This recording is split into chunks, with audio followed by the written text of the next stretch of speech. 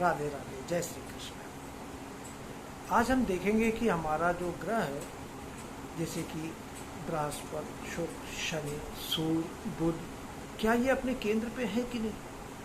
अगर ये अपने केंद्र पे होते हैं तो बहुत शक्तिशाली होते हैं, और केंद्र से दूर होते हैं तो वो काम नहीं करते, बल्कि विपरीत काम करते हैं। कुंडली में जैसे हम देखते हैं एस्ट्रोलॉजी में कि ये ग्रह उच्च का है, ये ग्रह फायदा करता है, ये ग्रह नीच का है, ये नुकसान करेगा। सेम चीज हम अपनी हथेली में भी देख सकते हैं कि कौन सा हमारा ग्रह उच्च का है, कौन सा हमारा ग्रह नीच का है। हमें किस ग्रह के लिए नीच ग्रह की पूजा करके उसको शुद्ध करना है, और कौन से उच्च ग्रह का हमें ज़्यादा से ज़्यादा लाभ लेना है।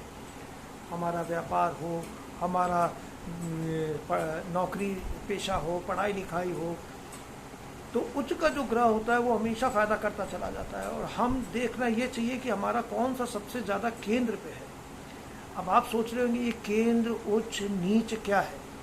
बहुत सरल है, मैं आपको बताऊं। जैसे कि ये बृहस्पति के नीचे, ये तर्जनी के नीचे ये जो आपका स्थान है, ये बृहस्पति ग्रह है। ये बृहस्पति ग्रह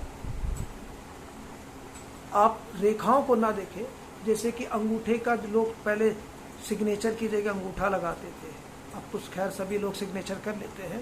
पहले जो है अंगूठे का चिन्ह लगाते थे, तो जो अंगूठे का चिन्ह जो लगाते थे वो जो वेब है, वो रेखाएं नहीं है, वो हथेली के ऊपर जो वेब है वो पूरी हमारी हथेली पे बनी होती है, उसी के ऊपर ये सारी रेखाएं अंकित है। वो वेब में अगर आप ध्यान से देखेंगे, जैसे कि ये बृहस्पति है, ये बृहस्पति उठा हुआ है, लेकिन वो वेब एक जगह पर आकर के तीन अलग अलग दिशा में चले जाते हैं। जैसे कि एक अगर ऐसे जा रही होगी रेखा, और एक ऐसे जा रही होगी, एक ऐसे जा रही होगी, वो एक जगह पर जाके तीन जगह रास्ते बन जाते हैं। त्रिकोण, त्रिकोण का मतलब बिल्कुल इस तरीके से ऊपर से ऐसे जा रही, कुछ रेखा ऐसे जा रही, कुछ ऐसे जा रही। ये हमारे इस पर्वत पे आप देखेंगे उस वेब में बना होगा, और वो जो त्रिकोण बनता है वो त्रिकोण को देखना है कि इस गुरु पर्वत में कहाँ पर बना है। ऐसे सभी पर्वत में, ये गुरु है, ये शनि है, ये सूर्य है, ये बुध है, ये मंगल द्वितीय है, ये चंद्र है, ये केतु है, ये शुक्र है, ये राहु है। ये राहु लोग इसको अभी तक जानते नहीं, लोग राहु यहाँ बताते हैं। राहु ये है, ये उसके ऊपर ये मंगल प्रसन्न।